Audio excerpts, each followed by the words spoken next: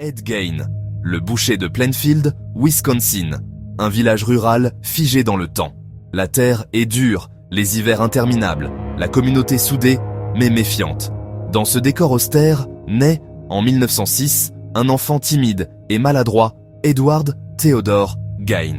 Ed est le second fils de George Philip Gain, un homme alcoolique et violent, incapable de s'imposer, et d'Augusta Wilhelmine, une femme autoritaire, fanatique religieuse.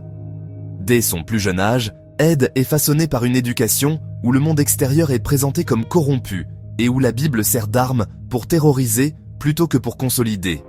À la maison, Augusta répète sans relâche « Les femmes sont des créatures de perdition. La sexualité mène à la damnation. Seule la pureté sauve. » Pour Ed, sa mère n'est pas seulement une figure d'autorité, elle est une idole vivante, presque une divinité.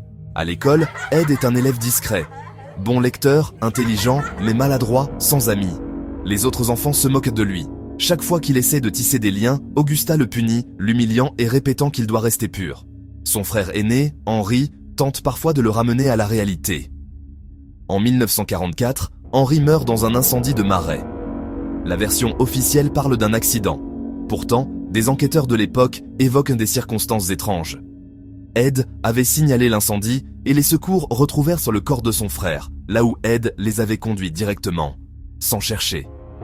La rumeur dira qu'Henry avait commencé à critiquer Augusta et que son frère Ed aurait voulu le faire taire.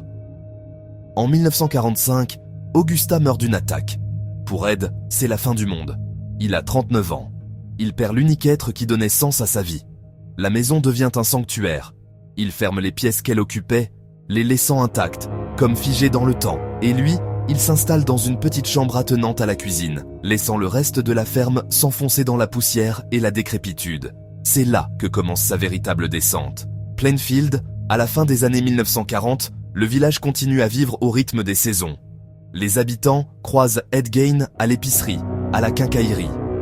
On le décrit comme un homme timide, serviable, un peu étrange, mais sans danger. Personne n'imagine ce qui se passe derrière les murs décrépits de sa ferme. Isolé, Ed s'absorbe dans la lecture. Revues médicales, magazines de crime, articles sur l'anatomie et les expériences nazies. Son esprit se nourrit d'images morbides. La nuit, il se rend dans les cimetières. Il déterre des cadavres récents, choisissant des femmes d'âge moyen, rappelant sa mère. Avec patience et méthode, il les ramène chez lui. Il découpe, conserve, transforme. Les enquêteurs découvriront plus tard l'ampleur de ces rituels. Des masques de peau humaine, soigneusement tannés, des gants et des ceintures scellées faites de chair, des chaises et abat-jours recouverts de peau, et surtout, un costume complet, permettant à Ed de revêtir un corps de femme. C'était sa façon, tordue et terrifiante, de redevenir Augusta. Mais cette compulsion ne se limite pas aux morts.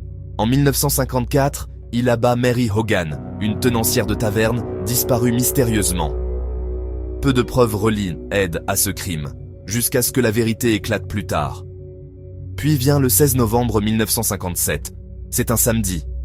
Dans la quincaillerie de Bernice Warden, le fils de la victime, shérif adjoint, remarque que la boutique est vide, du sang au sol et le registre qui mentionne une vente d'antigel. Le nom inscrit « Ed Gain ».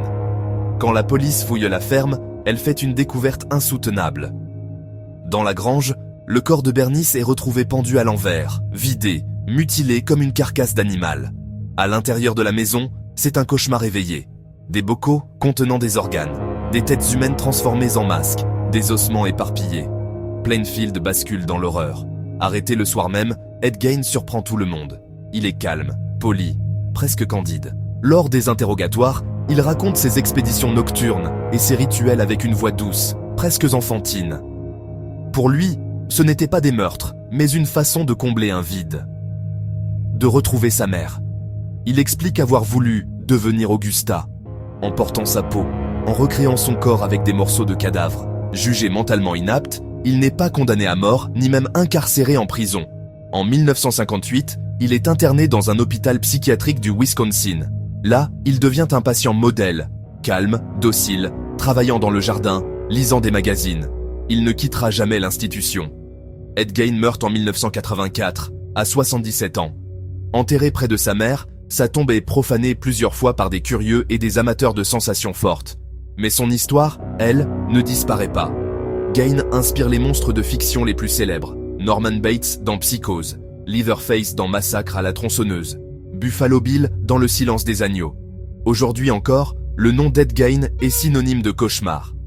Non pas pour le nombre de ses victimes, mais pour l'horreur indicible de ses actes. Car derrière ce fermier timide de Plainfield, se cachait l'un des plus effroyables symboles de l'obsession et de la folie humaine.